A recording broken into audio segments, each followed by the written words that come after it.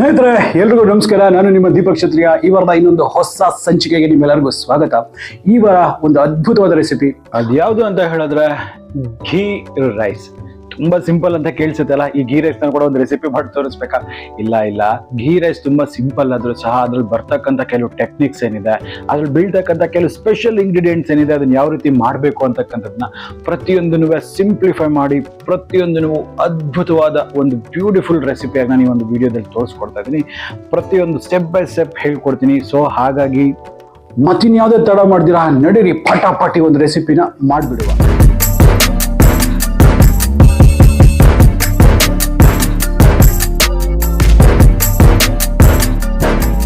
ನೋಡಿಪ್ಪ, ಈ ಒಂದು ಘೀ ರೈಸ್ ಮಾಡ್ಲಿಕ್ಕೆ ನಮಗೆ ಬೇಕಾಗಿರ್ತಕ್ಕಂಥದ್ದು ಇಷ್ಟು ಸಾಮಗ್ರಿಗಳು. ಅದು ಯಾವ್ಯಾವುದಪ್ಪ ಅಂತ ಹೇಳಿದ್ರೆ 50 ಗ್ರಾಮ್ ಫ್ರೈಡ್ ಆನಿಯನ್ಸ್, ಇದರಲ್ಲಿ ಒಂದು ಸ್ವಲ್ಪ ಒಂದೆರಡು ಚಕ್ರ ಹೂವು, 1-2 ಇಂಚಷ್ಟು ಚಕ್ಕೆ, ಲವಂಗ, 1-3 ಹಸಿರು ಏಲಕ್ಕಿ, ಮತ್ತೆ ಸ್ವಲ್ಪ ಪೆಪ್ಪರ್ ಕಾರ್ನ್ಸ್ ಅಂತ ಹೇಳಿದ್ರೆ ಕರಿಮೆಣಸು, ಜಿಂಜರ್ ಗಾರ್ಲಿಕ್ ಪೇಸ್ಟ್ ಒಂದು ಅರ್ಧ ಟೀ ಸ್ಪೂನು, 1-2 ಅಷ್ಟು ಗ್ರೀನ್ ಚಿಲ್ಲೀಸು, ರುಚಿಗೆ ತಕ್ಕಷ್ಟು ಉಪ್ಪು, ಮತ್ತೆ ಒಂದು ಸ್ವಲ್ಪ ಕಾಜುದು ಯೂಸ್ ಮಾಡ್ತೀವಿ, ಹಾಗೆ ಸ್ವಲ್ಪ ಈ ಒಣದ್ರಾಕ್ಷಿ, ಮತ್ತೆ ಮೇಯ್ನ್ ತುಪ್ಪ 3 ಟೇಬಲ್ ಸ್ಪೂನು. ತುಂಬಾ ಇಂಪಾರ್ಟೆಂಟ್ ಆಗಿರ್ತಕ್ಕಂಥದ್ದು ಅಕ್ಕಿ, ಅದು ಬಂದ್ಬಿಟ್ಟು ಬಾಸ್ಮತಿ ರೈಸ್. ನೀವು ಇಲ್ಲಿ ನೋಡ್ತಿರ್ಬೋದು, ನಾನಿಲ್ಲಿ ಒಂದು ಬಾಸ್ಮತಿ ರೈಸ್ ಅನ್ನ 1 ಕಪ್ ಅಷ್ಟು ತಗೊಂಡ್ಬಿಟ್ಟು ಇದರಲ್ಲಿ ನಾನು ಒಂದು ಚೆನ್ನಾಗಿ 1-2-3 ನೀರಲ್ಲಿ ತೊಳೆದ್ಬಿಟ್ಟು ಒಂದು 20 ನಿಮಿಷಗಳ ಕಾಲ ಇದನ್ನ ನೆನೆಲಿಕ್ಕೆ ನಾವು ಬಿಡ್ಬೇಕಾಗತ್ತೆ. ಸೊ ಅದು ಈಗ ನೋಡಿ, ಒಂದು ಹೆವಿ ಬಾಟಮ್ಡ್ ಪ್ಯಾನ್ ಆದ್ರೂ ತಗೊಳ್ಳಿ, ಒಂದು ವೆಸಲ್ ಆದ್ರೂ ತಗೊಳ್ಳಿ, ಇದರಲ್ಲಿ ಒಂದು 3-4 ಟೇಬಲ್ ಸ್ಪೂನ್ ಅಷ್ಟು ತುಪ್ಪ ಹಾಕಿ, ಬರೀ ತುಪ್ಪನೇ ಹಾಕಿ ಎಣ್ಣೆನ ಮಿಕ್ಸ್ ಮಾಡಕ್ ಹೋಗ್ಬಿಡಿ. ಸೊ ಈಗ ತುಪ್ಪ ಅಂತಕ್ಕಂಥದ್ದು ಚೆನ್ನಾಗಿ ಹೀಟ್ ಆಗ್ಬೇಕು. ಇದಾದ ನಂತರ ಫ್ಲೇಮ್ ಅನ್ನ ಲೋ ಮಾಡ್ಕೊಂಡು ಈ ಕಾಜುಗಳನ್ನ ಹಾಕೊಳ್ಳಿ. ಕಾಜುನ ಒಂದ್ ಸ್ವಲ್ಪ ರೋಸ್ಟ್ ಮಾಡ್ಕೊಳ್ಳಿ, ಸ್ವಲ್ಪ ಗೋಲ್ಡನ್ ಬ್ರೌನ್ ಬಂದ್ರೆ ಸಾಕಾಗತ್ತೆ.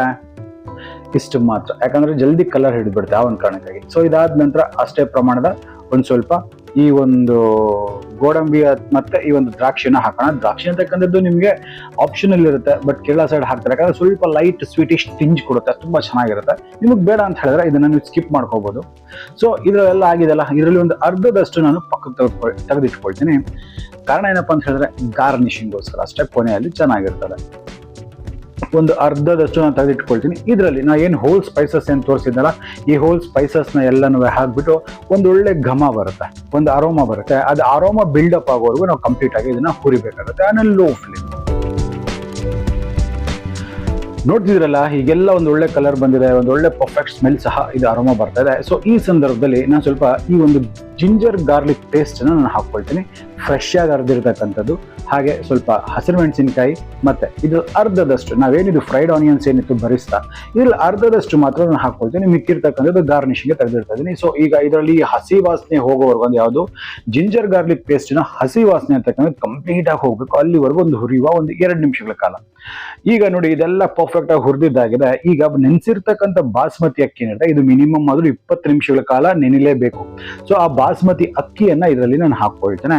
ಇದನ್ನ ಹಾಕ್ಬಿಟ್ಟು ಇದನ್ನ ಮೈಲ್ಡ್ ಹ್ಯಾಂಡ್ಸ್ ಅಲ್ಲಿ, ಸಾಫ್ಟ್ ಹ್ಯಾಂಡ್ಸ್ ಅಲ್ಲಿ ಮಿಕ್ಸ್ ಮಾಡಿ. ಇಲ್ಲ ಅಂತ ಹೇಳಿದ್ರೆ ಬಾಸ್ಮತಿ ಅಕ್ಕಿ ನೆಂದಿರುತ್ತೆ, ಸೊ ಅದರ ಅಗಲುಗಳು ಕಟ್ ಆಗ್ತಕ್ಕಂಥ ಚಾನ್ಸಸ್ ಇರುತ್ತೆ. ಸೊ ಹಾಗಾಗಿ ಸಾಫ್ಟ್ ಆಗಿ ಇದನ್ನ ಕ್ಲೀನ್ ಆಗಿ ಒಂದಕ್ಕೊಂದು ಹೊಂದ್ಕೊಳ್ಳೋ ಹಾಗೆ ಇದನ್ನ ನಾವು ಮಿಕ್ಸ್ ಮಾಡ್ಬೇಕಾಗತ್ತೆ.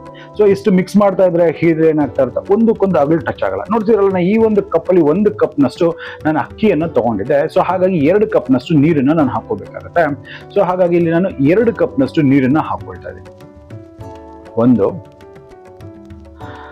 ಮತ್ತೆ ಇದು ಕಂಪ್ಲೀಟ್ಲಿ 2 ಕಪ್ನಷ್ಟು ನೀರಾಯ್ತು. ಸೊ ಈಗ ಒಮ್ಮೆ ಸಾಫ್ಟ್ ಹ್ಯಾಂಡ್ಸ್ ಅಲ್ಲಿ ಇನ್ನೊಮ್ಮೆ ಮಿಕ್ಸ್ ಮಾಡುವ, ಎಲ್ಲ ಕ್ಲೀನಾಗಿ ನೀರೆಲ್ಲ ಬೆರೆತ್ಕೊಳ್ಳಿ. ಇದರೊಟ್ಟಿಗೆ ರುಚಿಗೆ ತಕ್ಕಷ್ಟು ಎಷ್ಟು ಬೇಕೋ ಅಷ್ಟು ಉಪ್ಪನ್ನ ನಾನು ಹಾಕೊಳ್ತೇನೆ. ಈಗ ಒಮ್ಮೆ ಸಾಫ್ಟ್ ಹ್ಯಾಂಡ್ಸ್ ಅಲ್ಲಿ ಮಿಕ್ಸ್ ಮಾಡಿ. ಅದ್ಭುತ. ಇದರಲ್ಲಿ ಹೇಳ್ತಿದ್ನಲ್ಲ, ತುಂಬಾ ಇಂಪಾರ್ಟೆಂಟು, ಮತ್ತೆ ಹೇಳ್ತೀನಿ, ನೆನಬೇಡಿ, ಇದು ತುಂಬಾ ಇಂಪಾರ್ಟೆಂಟ್ ಟೆಕ್ನಿಕ್. ಏನಂತ ಹೇಳಿದ್ರೆ, ಈ ಬಾಸ್ಮತಿ ಅಕ್ಕಿ ಏನಿದೆ ಇದು ಸರ್ಫೇಸ್ ಲೆವೆಲ್ ವರೆಗೂ ಬರಬೇಕು. ಅಲ್ಲಿವರೆಗೂ ನಾವು ಇದನ್ನ ಲಿಡ್ನ ಕ್ಲೋಸ್ ಮಾಡ್ದಿರಾ ನಾವು ಇದನ್ನ ಕುಕ್ ಮಾಡ್ಬೇಕಾಗತ್ತೆ.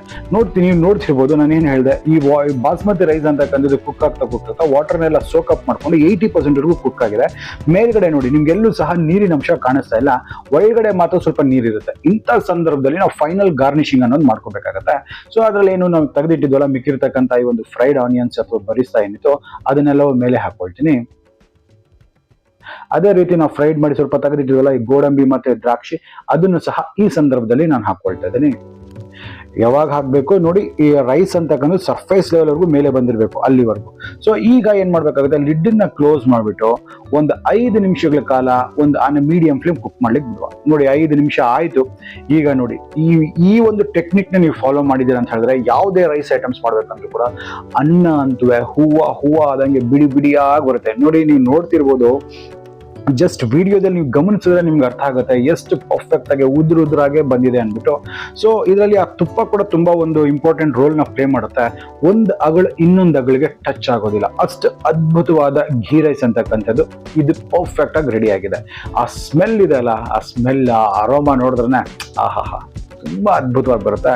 ಇದು ಈ ಯಾವುದೇ ನಾನ್ ವೆಜ್ ಕರೀಸ್ ಜೊತೆ ಇದನ್ನ ಮಾಡ್ಕೊಂಡು ತಿಂದು ನೋಡಿ, ಬ್ಯಾಟಿಂಗ್ ಶುರುನೇ ಶುರು. ನೋಡಿದ್ರಲ್ಲ ಈ ಒಂದು ರೆಸಿಪಿ ಮಾಡೋದು ಎಷ್ಟು ಸುಲಭ ಅಂದ್ಬಿಟ್ಟು. ಇಷ್ಟು ಈಸಿ ಒಂದು ರೆಸಿಪಿ ಮಾಡೋದು, ಟೇಸ್ಟ್ ಮಾತ್ರ ಅಲ್ಟಿಮೇಟ್. ನಾನು ತೋರಿಸಿರ್ತಕ್ಕಂಥ ಸ್ಟೆಪ್ಸನ್ನ ಫಾಲೋ ಮಾಡಿ ಪರ್ಫೆಕ್ಟ್ ಆಗಿರ್ತಕ್ಕಂಥ ರೆಸಿಪಿ ನಿಮಗೆ ಬಂದೇ ಬರುತ್ತೆ. ಹಾಗಾದ್ರೆ ನಂಗನ್ಸುತ್ತೆ ನಿಮಗೆ ವಿಡಿಯೋ ಇಷ್ಟ ಆಗಿದೆ ಅಂದ್ಬಿಟ್ಟು, ಇಷ್ಟ ಆಗಿರೋ ನಮ್ಮ ಚಾನಲ್ ಸಬ್ಸ್ಕ್ರೈಬ್ ಮಾಡ್ಕೊಳ್ಳೋದನ್ನ ಮರಿದಿರಾ. ಹಾಗೆ ಪಕ್ಕದಲ್ಲೇ ಬೆಲ್ ಐಕಾನ್ ಟಚ್ ಮಾಡಿಬಿಟ್ಟು ನೋಟಿಫಿಕೇಶನ್ ಆಲೆಕ್ಟ್ ಮಾಡಿ.